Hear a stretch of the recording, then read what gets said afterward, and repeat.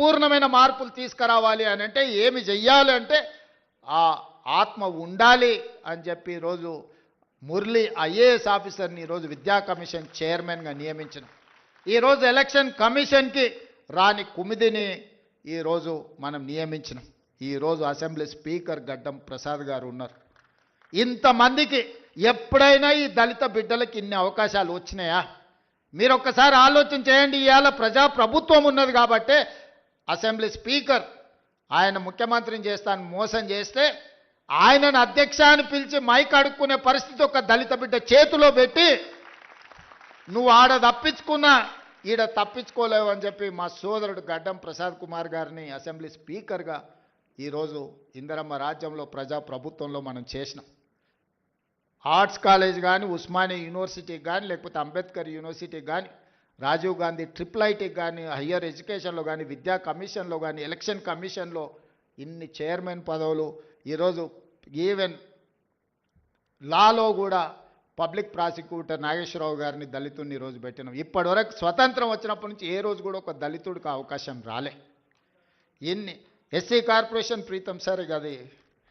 So నేను అనేది ఏంటి అంటే ఇవన్నీ కూడా కులం ఒక్కదాంతోనే అవకాశాలు రాలే, వాళ్ళు చదువుకున్నారు కాబట్టి ఇవాళ అవకాశాలు వచ్చినాయి.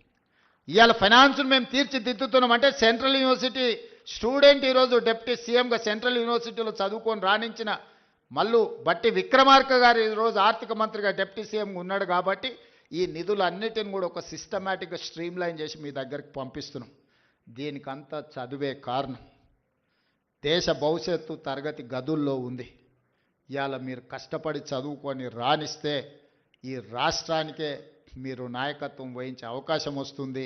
మీరందరూ రాణించాలని, మీ జీవితం ఉజ్వలంగా ఉండాలి అని, ఈ ప్రభుత్వం మీకు అండగా నిలబడుతుంది అని, రేవంత్ అన్న అని మీరు ఎప్పుడు పిలిచినా మీకు పలికే నాయకుడిగా మీకు తోడుగా నేను ఉంటానని, మా పిల్లలు రాణించాలి, మా పిల్లలు బాగుండాలి అని నిండు మనసుతో ఈ వేదిక మీద ఉన్న మేమందరం కోరుకుంటున్నాము. మీ మంచే మా మంచి. ఈరోజు ఏది జరిగినా మీరు బాగుంటే ఈ రాష్ట్రం బాగుపడుతుందని సంపూర్ణంగా నమ్ముతూ ఈ పిల్లలందరికీ మనస్ఫూర్తిగా అభినందన తెలియజేస్తున్నా. రాణించండి. ఈరోజు స్పోర్ట్స్ కోసం కూడా ఈరోజు young India skill university, skills లేని వాళ్ళకి స్కిల్స్ నేర్పడానికి యంగ్ ఇండియా స్కిల్స్ యూనివర్సిటీ ప్రారంభించినాం. అదేవిధంగా స్పోర్ట్స్లో రాణించడానికి యంగ్ ఇండియా స్పోర్ట్స్ యూనివర్సిటీని ఈరోజు పెట్టినాం. ఈరోజు పోలీసులో పనిచేసే వాళ్ళకు యంగ్ ఇండియా పోలీస్ స్కూల్ అంటే ఒక సైనిక్ స్కూల్ లాగా రాణించడానికి young India police school police డిపార్ట్మెంట్లో పనిచేసే వాళ్ళకి పెట్టినాం.